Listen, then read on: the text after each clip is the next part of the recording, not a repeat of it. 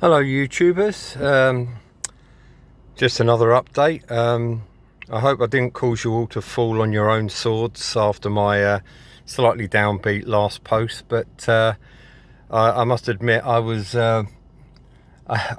going through a bit of the blues, but I hope I didn't come across as too distressed. But thanks for all your kind comments, and just out again today trying to take some supplies to my aged mother who's got multiple health problems, including the the most at risk. So just popped out there, and on my way home now picked up a couple of my old books that were at her place from when I used to stay there.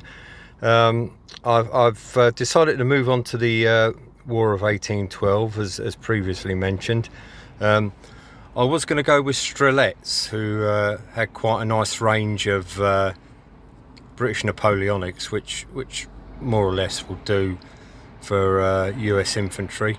There's only very slight changes of kepi and or stovepipe and Belgic shakos and some other minor equipment, which at this scale is not too distressing to me.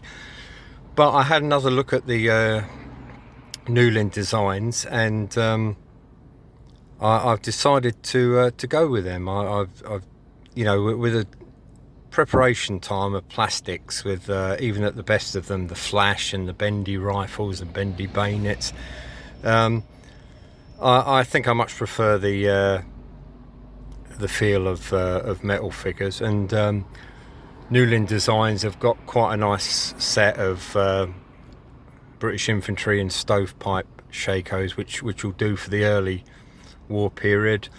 Transitioning into the kind of mid-war, and then you got the Belgic shakos, which were starting to appear in the 1814, 1815 period. So pretty much anything will do if you go with like supply difficulties and some units getting the newer equipment before others. I've also put myself down for another order of Maverick models. I've gone for a number of infantry regiments that were in North America at the time of the War of 1812, and for the Americans, although Maverick models don't yet have a range for the War of 1812, I've gone for a generic US national colour, and the regimental colour is essentially the dark blue background with the eagle on it. So it'll be, as good as I can get it. I'm still working on the Governor General's Palace for Khartoum.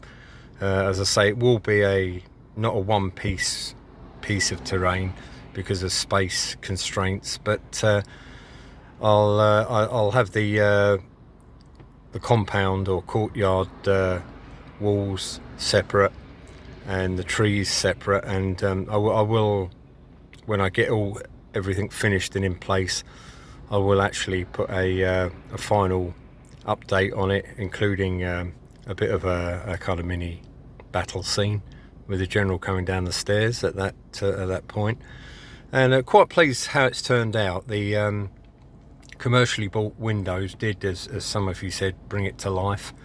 Overall, I'm quite pleasantly surprised with how I got it all together. As I say, I hadn't used balsa wood for so many years, and I'm going to be possibly trying that again, or some other building that comes to mind. I may have another go at that. But that was a good little bit of a break from painting figures, and then I shall, as I say, I'll get back onto painting figures with the 1812 project. I ordered from Newland Models. I ordered a kind of economy pack of 24 figures marching, and then I ordered approximately 12 or so stovepipe shakos and a command group, and then a Highland Infantry group.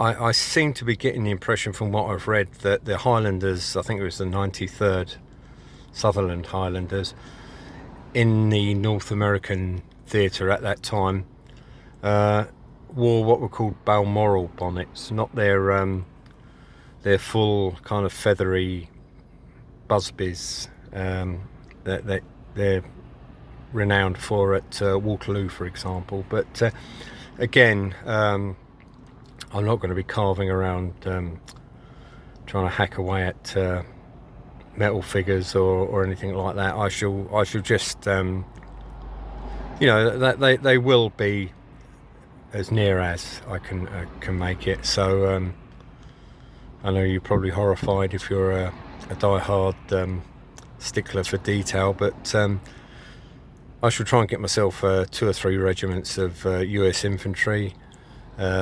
Just pick the pretty uniforms, and the British will be essentially you know, Napoleonic British as you see them. Not much cavalry around at that time, I understand, and not a heap of artillery either. I've just picked up from my mum's place the old what do they call it?